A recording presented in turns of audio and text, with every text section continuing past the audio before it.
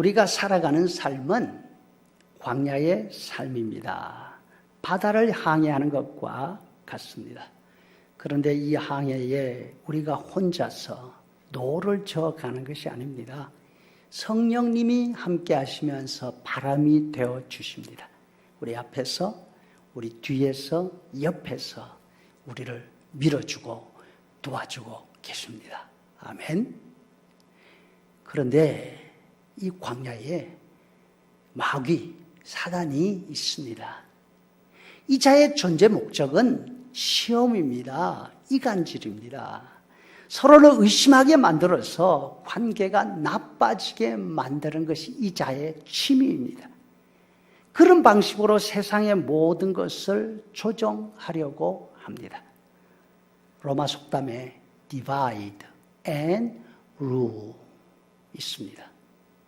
서로를 의심하게 만들고 그 틈새를 자신이 차지하고 다른 사람을 조정하는 비열한 짓이죠. 혹시 여러분 주변에 이런 사람 있으면 경계하셔야 합니다. 서로 좋은 사이를 이간시켜서 자기 마음대로 사람을 조정하려 하는지 말이죠. 이거는 예수님의 제자가 아닙니다. 마귀의 자식입니다.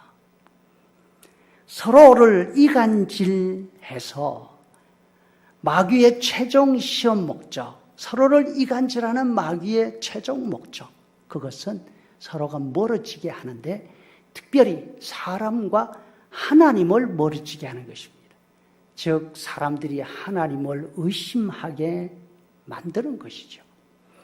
사단의 최초 시험도 이것이었습니다. 사단이 하와에게 찾아와서 하나님을 나쁘게 말합니다. 하나님이 너희를 위하는 그런 분인 줄 아느냐고? 절대로 아니다. 너희가 하나님처럼 될까 봐 그렇게 하지 못하도록 막고 있는 거야. 그렇지 않다면 왜 에덴 동산에 있는 이 맛있는 과일들을 하나도 먹지 못하게 하겠어? 하와의 마음속에 하나님에 대한 의심을 싹 집어넣은 것이죠. 예수님께 찾아온 이유도 예수님을 시험하기 위해서 하나님의 마음과 하나님의 사랑을 의심하게 하려고 했다. 성경이 말씀하죠. 마귀가 우리를 시험하는 목적도 매 한 가지입니다. 우리 속에 하나님에 대한 의심을 집어넣기 위한 것입니다. 여기에서 마귀의 시험에 대해서 기억할 것이 꼭 있습니다. 마귀의 시험은 언제나 과장되어 있습니다. 마귀가 예수님을 시험한 첫 번째 문제가 여러분도 아시지 않습니까? 빵 문제였습니다. 먹고 사는 문제 같죠? 그러나 잘 들어보십시오. 이 돌들을 빵으로 만들어 먹어라. 마귀는 예수님께 그냥 빵 몇 개 만들어 먹으라고 하지 않습니다. 눈앞에 펼쳐져 있는 수없이 많고 큰 바위들, 그 전부를 빵으로 만들라는 것입니다. 왜 마귀는 이 바위를 가지고 빵을 만들어라 그랬을까요? 동글동글하게 생긴 바위가 잘 부풀어 오른 식빵처럼 생겨서 야, 저 돌들 빵처럼 보이지 않니? 맛있을 것 같지 않아? 빵 만들어 먹어. 이게 아니에요. 이스라엘의 주식의 빵은 유럽식 식빵이 아닙니다. 중동 음식점에 나오는 여러분 피트 브레드라는 거 아시죠? 꼭 해물전처럼 생긴 거 말입니다. 그런 모양이에요. 그러니까 식빵하고는 아무런 상관이 없어요.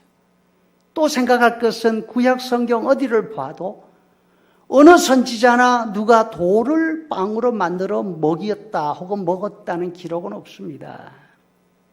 광야에서는 바위가 아니라 하늘에서 내리는 만나 가루로 빵을 만들어 먹었죠. 위대한 선지자 엘리야도 사르밧 과부 집에서 조금 남은 가루를 점점 누려서 빵을 구워 먹었습니다. 엘리사는 보리떡 20개로 100명을 먹게 하는 기적을 행했습니다.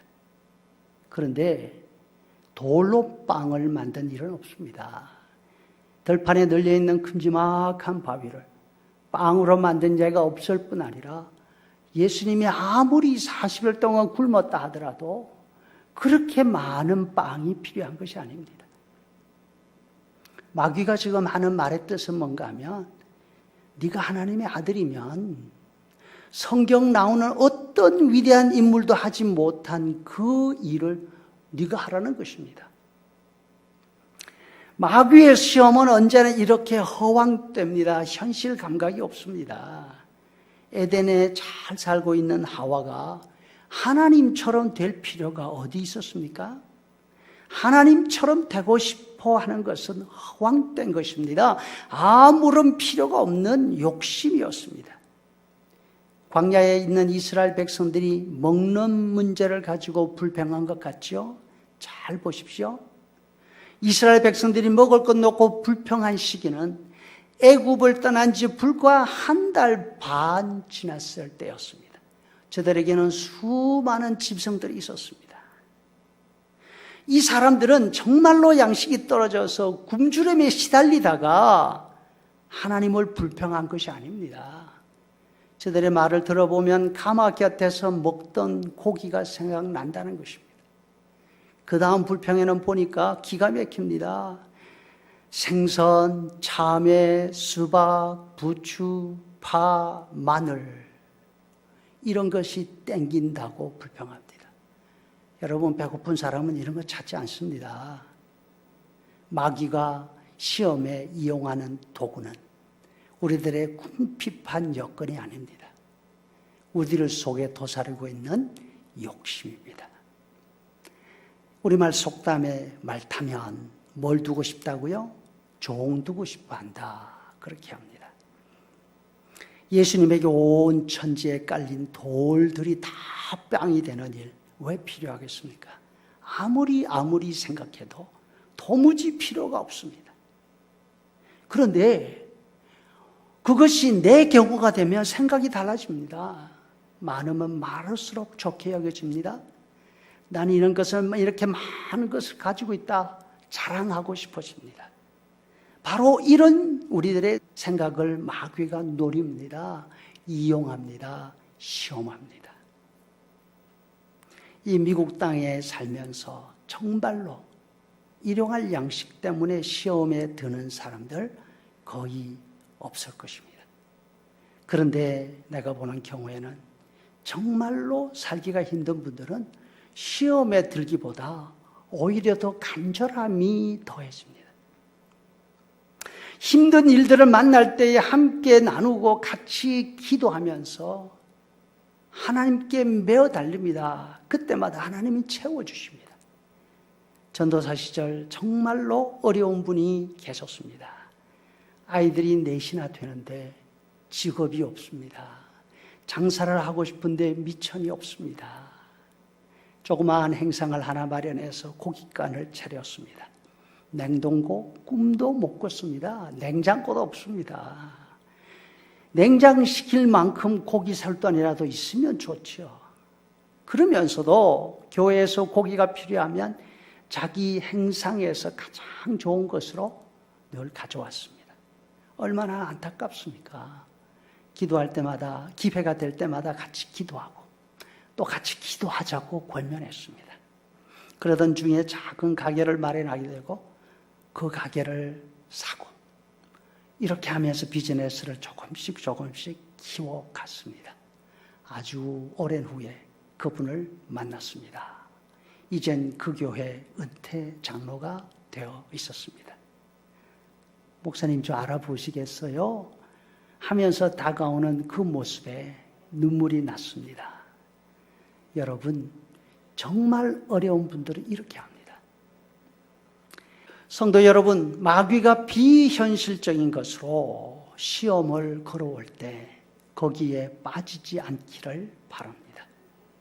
예수님처럼 하나님의 말씀으로 대응하고 아브라함처럼 어려운 가운데서 하나님을 의심하지 않고 어려움이 더할수록 하나님을 더욱 힘있게 믿고 의지하는 그런 우리가 될 수 있기를 간절히 축복합니다.